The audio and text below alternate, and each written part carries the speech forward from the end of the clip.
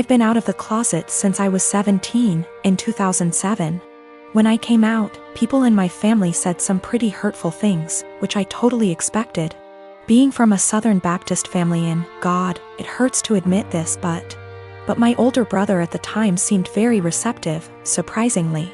He told me that if my dad ever gave me any trouble, to call him and he'd talk to him. That was really the last time we talked about it. Flash forward 13 years, I'm 30, and I'm getting married to my fiancé Scott next year in April, if COVID so graciously allows. I started putting a package together of fun things from my brother and I's childhood, all with the intention of asking him to be my best man. However, he called me 2 weeks ago, claiming he's wanted to talk to me about this for a long time. He went into the long tangent about how being gay is wrong and isn't what God wants. He said he thinks Scott is a nice guy and he loves me, but he doesn't think it's right that we're getting married. It was quite a shock, as Scott and I have stayed with him multiple times when we visit my hometown. To top it off, and what hurts perhaps the most, he said my 3-year-old niece, whom we adore, won't be coming to the wedding because he didn't want to have to explain to her what was going on here. Notice he only said that she wasn't coming to the wedding. I think he fully expected to still be invited after this. His wife, whom he started dating when I was 12, feels the same apparently. My whole dad's side of the family feels the same way they do, but I've already written them off mostly in my mind. My mother is beyond pissed and upset at them. I think what upsets me the most is a sense of betrayal. They were my safe spot in the family. I felt like because they're close to my age and younger and went to college, they would understand and it wouldn't be a big deal to them. I almost feel a bit embarrassed because Scott comes from a wonderful Italian Catholic family and they've never been anything less than loving and supportive.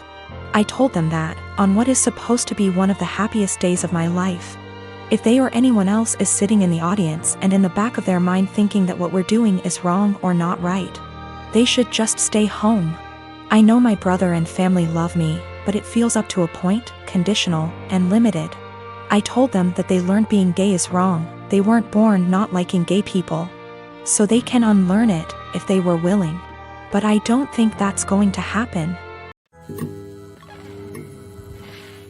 Me and Sil, Daisy, have been friends since high school, 15 years ago. I started dating her brother, Dan, when we were all in college.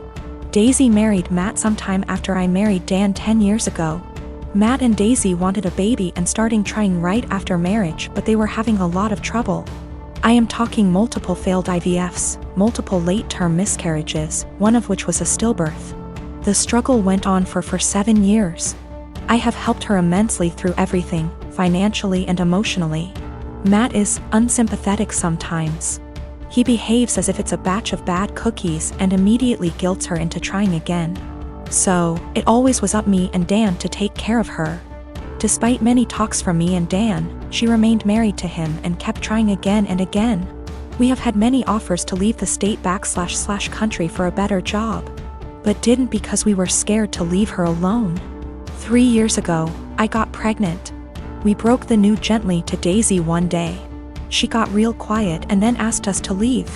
Later, she sent me an email saying she doesn't want to see me or Dan anymore and that this is all too much. We tried to console her but didn't work, so gave her space. 2 weeks before I was supposed to give birth, Dan passed away in an accident. I don't have any family except for Dan and Daisy. Daisy refused to attend the funeral because she will have to see me the day before the funeral, and I called her and begged her to come. I didn't think that I would be able to go through that without her. She hung up on me and didn't attend the service. Soon after that, I gave birth and I decided to move to another state. I cut off all contact with Daisy and started fresh. Now, me and my daughter are very happy and we are enjoying a comfortable life. She attempted to contact me once I moved away, but I ignored her. 2 weeks ago, she called from an unknown number and said she desperately wanted to talk to me.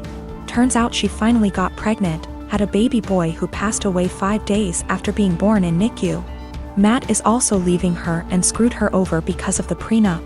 She is basically broke and homeless days after losing a child. I just said okay. She then asked, "Are you really not going to say anything? You are really not going to help?" I pretty much said, "I don't care about you. I don't care about your life. I don't care about Matt. I don't care that your baby died. Just leave me and my daughter alone." And then hung up. Since then she has been sending me multiple emails and VMs stating how awful I am and how heartless and how much Dan would be disappointed. I continue to just ignore everything. I am not going to have any sympathy or help her in any way. My family is Indian American, but I like to think I am pretty progressive. I have a son and a daughter. My daughter has started to become a tomboy over the last 2 years, despises feminine clothing and style. While it has definitely been an adjustment in my perception, I have always tried to be as supportive as possible, and have let her pick her own clothings, only eliminating anything that was graphic or inappropriate. However, my niece was getting married in a traditional, big Indian wedding.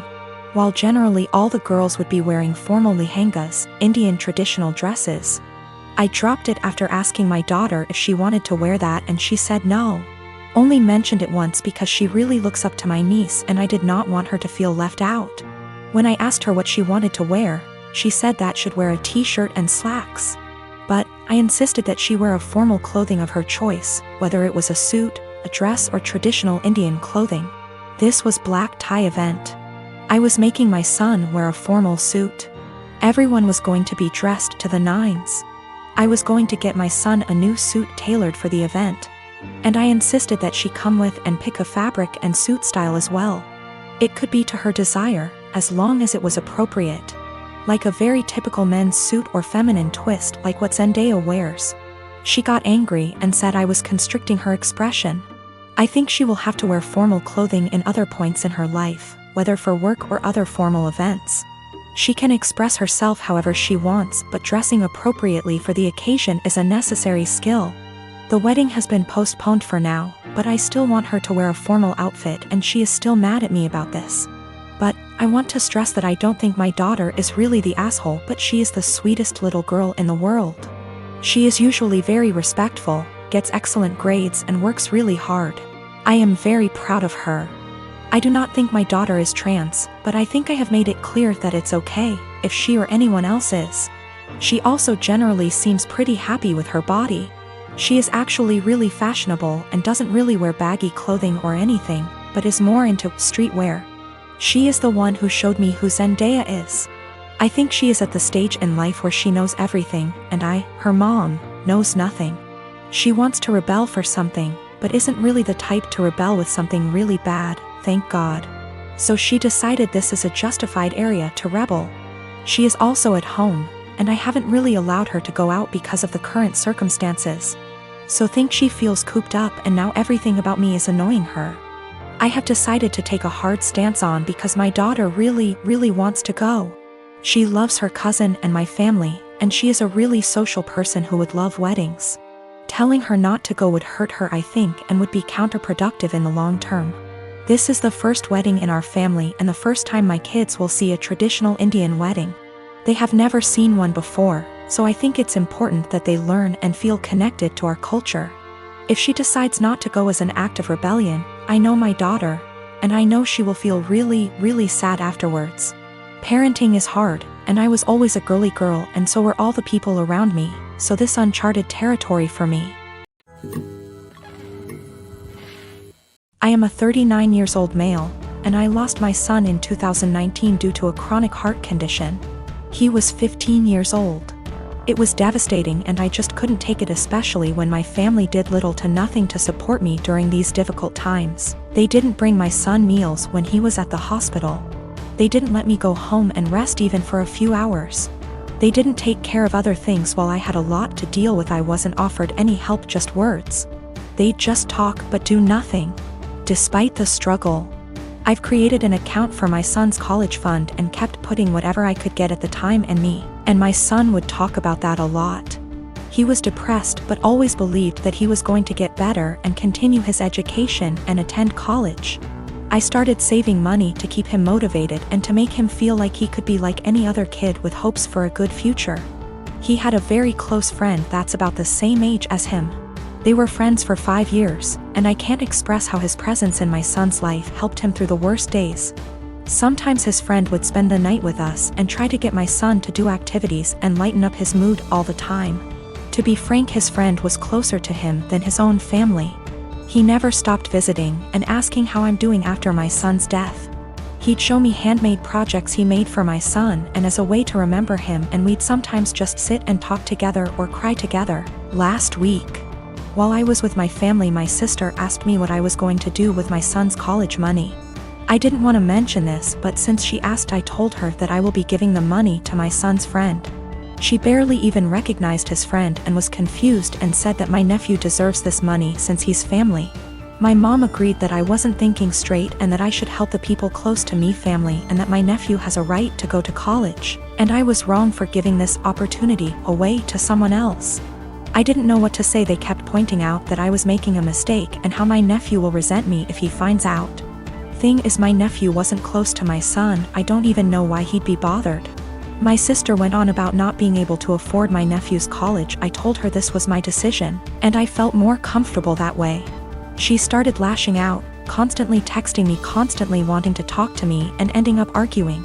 When I snapped, she had my mom calling me, basically guilt-tripping me and telling me I'm wrong and that I needed to think about this. It's just too much pressure and I'm feeling lost and unable to figure out how to deal with this.